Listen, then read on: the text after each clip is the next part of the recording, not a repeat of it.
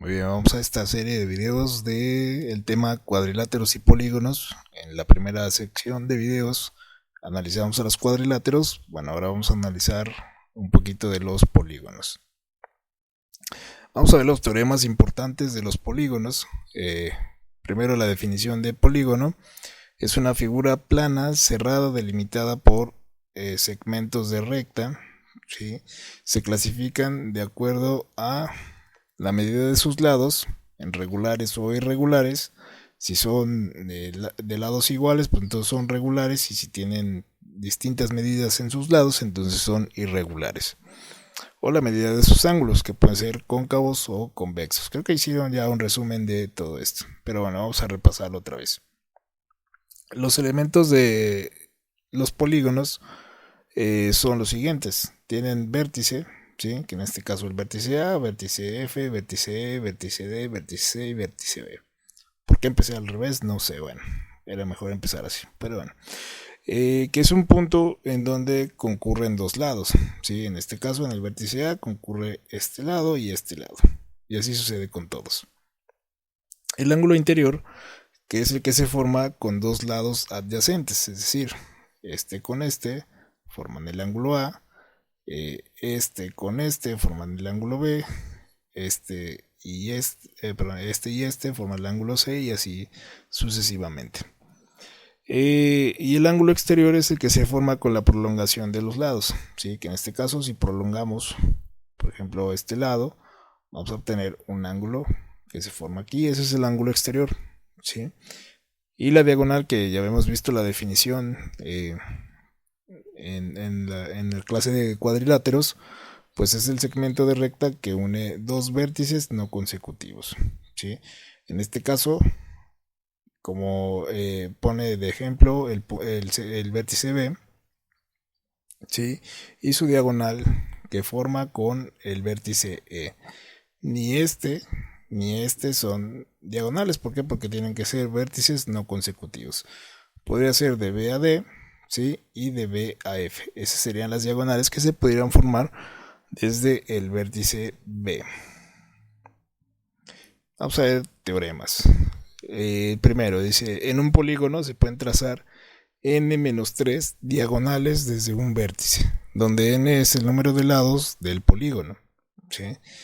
El número de diagonales totales de un polígono se puede dar con la siguiente fórmula. Aquí ves anotando tus fórmulas, por favor.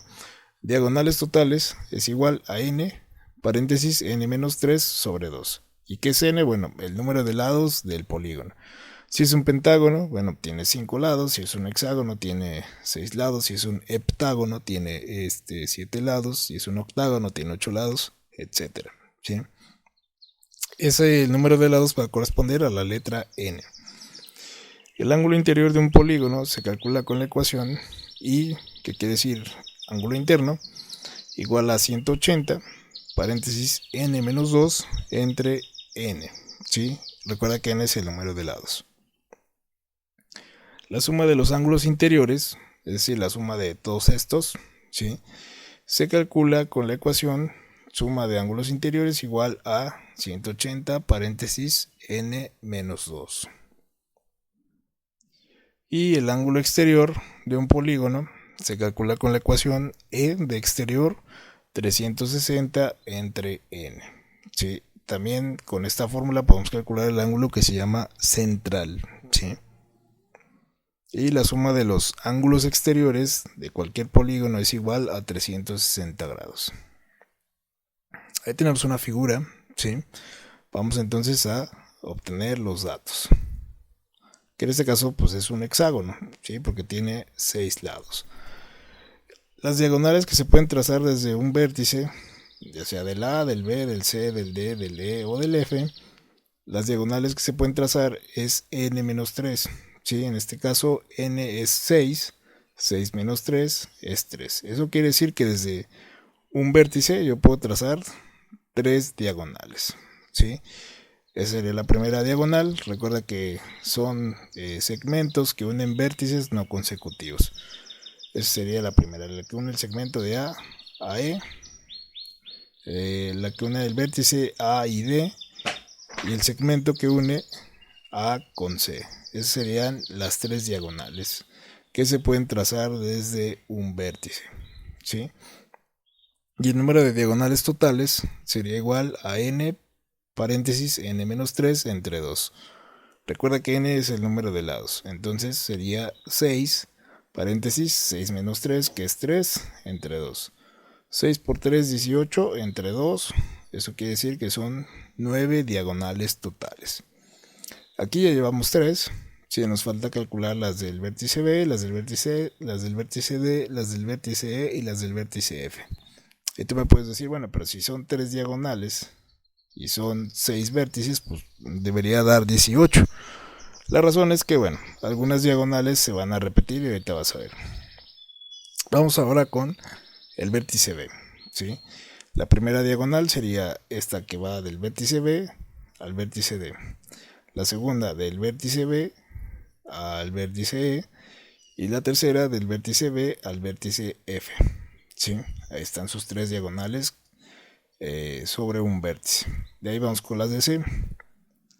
La de C vamos a trazar primero, la que va de C a A, pero esa ya la hemos trazado, entonces ya no se pone, ¿sí? La otra sería del vértice C al vértice E. La otra sería del vértice C al vértice F. Aquí ya llevamos 8, ¿sí? Luego vamos con el vértice D. Esta ya está contada, por eso ya no la tomamos en cuenta. La única que tomaríamos en cuenta sería del vértice D al vértice F. Sí, que no la habíamos dibujado porque del vértice D al vértice A ya la habíamos dibujado. Y ahí están las 9 diagonales del hexágono. Si te das cuenta, por cada vértice sale una línea, 2 líneas, 3 líneas. Una línea, 2 líneas, 3 líneas.